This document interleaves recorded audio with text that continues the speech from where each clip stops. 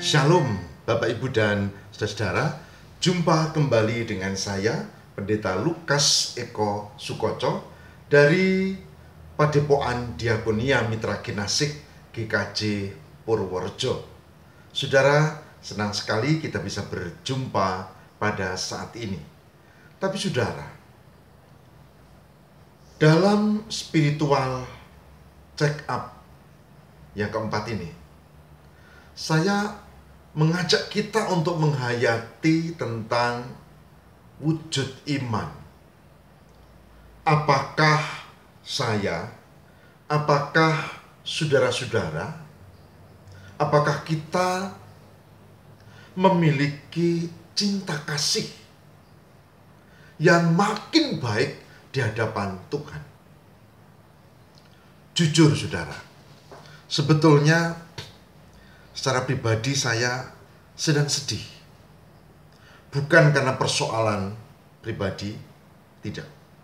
Tapi karena saya sedih sedang melihat realitas di sekitar kita. Di media sosial, bahkan di TV, di koran juga ada, tapi terlebih di media sosial. Saya membaca ada banyak kasus tentang perseteruan anak dengan ibu kandungnya, saling menggugat, melaporkan ke polisi. Anaknya menggugat ini soal hitung-hitungan uang, lalu si ibunya mengatakan dia harus mengganti uang susu katanya, karena dari kecil aku merawat dia, harus dihitung itu. Saling menggugat. Dan ini bukan satu kasus, ada beberapa, bahkan cukup banyak perseteruan anak dengan orang tua, khususnya di sini malah ibu kandung. Saya tidak bisa mengerti, apalagi ini anak, ini ibu kandung, mereka satu agama. Saudara-saudara, banyak hal terjadi. Bahkan sama-sama saudara kandung, rebutan warisan, bisa berkelahi mati-matian. Minggu yang lalu, ada juga yang memilukan. Ada seorang bapak yang sudah hampir 80-an, sakit dan meninggal. Tapi dia tidak bisa disemayamkan di tempat atau rumah ibadah yang dulu dia yang merintis menjadi rumah ibadah yang besar. Dia tidak bisa disemayamkan di situ. Kenapa?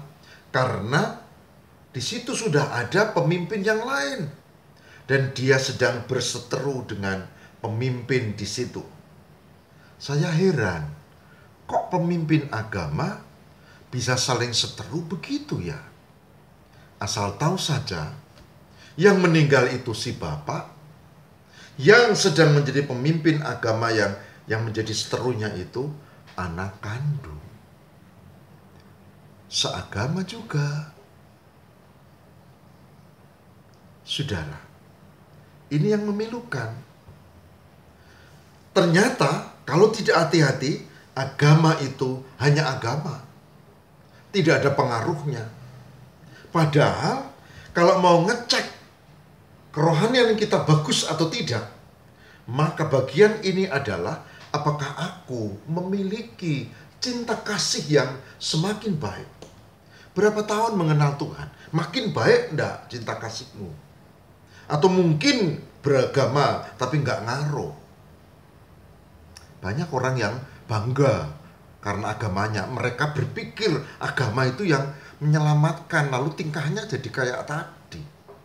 Padahal enggak. Yang menyelamatkan jelas Tuhan, dan iman itu harus diwujudkan, bukan soal agama. Baik, saudara, saya mengajak kita untuk membaca bagian dari ayat suci di dalam surat 1 Yohanes. Di sini kita akan melihat betapa pentingnya kita memiliki spiritual check up. Kalau kita mau lihat apakah kita ini memiliki kerohanian yang sehat atau tidak. 1 Yohanes pasal 3. 1 Yohanes pasal 3 ayat 11 sampai dengan 18. Kita akan cermati ayat yang penting ini, saudara.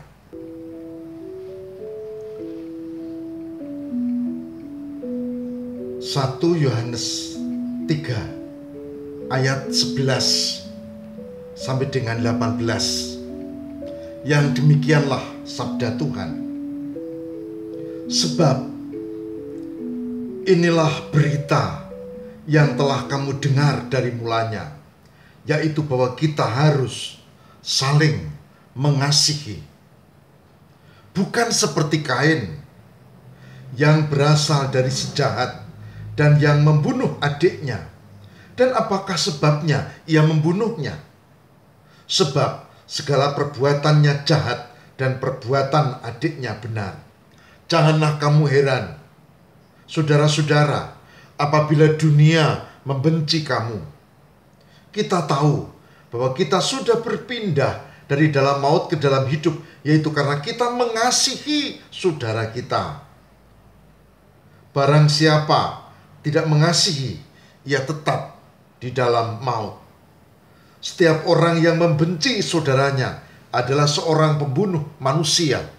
Dan kamu tahu bahwa tidak ada seorang pembunuh yang tetap memiliki hidup yang kekal di dalam dirinya. Demikianlah kita ketahui kasih Kristus, yaitu bahwa ia telah menyerahkan nyawanya untuk kita. Jadi kita pun wajib menyerahkan nyawa kita untuk saudara-saudara kita. Barang siapa mempunyai harta duniawi dan melihat saudaranya menderita kekurangan, tetapi menutup pintu hatinya terhadap saudaranya itu, bagaimana kasih Allah dapat tetap tinggal di dalam dirinya? Anak-anakku, marilah kita mengasihi, bukan dengan perkataan atau dengan lidah, tetapi dengan perbuatan dan dalam kebenaran. 1 Yohanes 3 ayat 11 sampai dengan 18. Saudaraku yang terkasih di dalam Tuhan. Pertama, Allah mengasihi kita. Kedua, kita dituntut juga untuk mengasihi. Ketiga, kasih adalah wujud iman.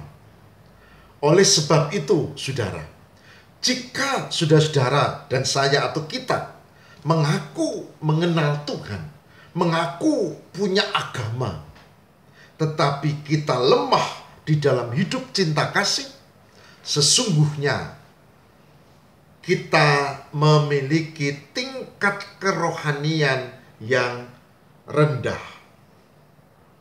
Maka pada spiritual check up pada bagian yang keempat ini, saya mengajak, yuk ngecek kesehatan spiritual kita. Caranya adalah apakah kita cukup untuk hidup di dalam kasih.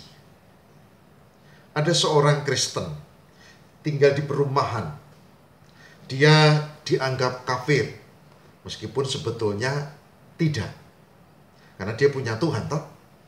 Bahwa konsep Tuhan itu berbeda, ya memang setiap agama berbeda. Lalu tetangganya yang sebelah itu membencinya, tapi dia tetap mengasihi. Suatu saat, saudara, tetangganya itu sakit. Kemudian dia datang, dia ikut membantu, bahkan dia meminjamkan mobilnya untuk membawanya ke rumah sakit. Saya bilang, hebat. Saudara tahu, iman itu harus diwujudkan dalam perbuatan cinta kasih kepada sesama tanpa pandang bulu. Alkitab mengajarkan orang Kristen harus mengasihi sesama, bukan hanya sesama warga gereja balanetok, tidak, tapi sesama dalam arti yang sungguhnya. Bahkan meskipun saudara kita itu menganggap kita kurang baik, menuduh kita tadi misalnya kafir, kita tidak boleh membalas. Kita harus tetap mengasihi dan berdoa. kita harus menunjukkan iman kita kepada Allah. Bukan dengan perkataan, bukan dengan simbol, tetapi dengan perbuatan. Saudaraku, enak didengar, gampang diucap, tapi ini tidak mudah. Tadi saya bilang tentang kasus anak ibu yang saling menggugat. Tadi saya contohkan kesedihan minggu lalu, bapak anak yang tidak rukun, sama-sama pemimpin agama, satu agama lagi. Sampai jenazahnya nggak boleh disemayamkan, nggak bisa disemayamkan, atau pokoknya jangan di situ. Saudara, yo, sebagai hambanya saya mengajak, tunjukkan check up spiritual yang bagus dengan cara hidup di dalam cinta kasih. Saya yakin kalau itu dilakukan, Tuhan makin memberkati kita. Selamat untuk melakukan spiritual check up yang keempat, yaitu apakah aku makin hidup di dalam cinta kasih. Mari kita lakukan. Amin. Mari kita berdoa. Tuhan, kami mohon kekuatan dan berkat supaya dimampukan untuk memiliki cinta kasih sebagai bukti iman. Dan Tuhan, melalui Roh Kudus-Mu menolong kami supaya kami dimampukan untuk meningkatkan kualitas cinta kasih tidak hanya di dalam keluarga, tapi juga di dalam masyarakat sekitar kami, di tetangga kami. Bahkan andai kata mereka tidak menopang atau memusuhi kami sekalipun, ajari kami untuk tetap sabar dan mengasihi. Terima kasih Tuhan. Kami berdoa untuk kami semua dengan segala pergumulan kami. Biarlah kami tetap hidup dalam kasih. Berdoa untuk yang sedang menderita sakit. Beberapa kami tahu, Tuhan, ada yang bahkan sudah kritis. Ya Allah, tolonglah. Tolonglah juga keluarga yang mendampingi. Berdoa untuk pandemi COVID-19. Berdoa untuk Indonesia. Berdoa untuk pergumulan di bidang ekonomi, keamanan, sosial, macam-macam. Tolonglah ya Tuhan. Dengan situasi ini, kami akan tetap hidup dalam kasih. Semoga kami dimampukan. Demi Kristus, pengantara kami berdoa. Haleluya. Amin.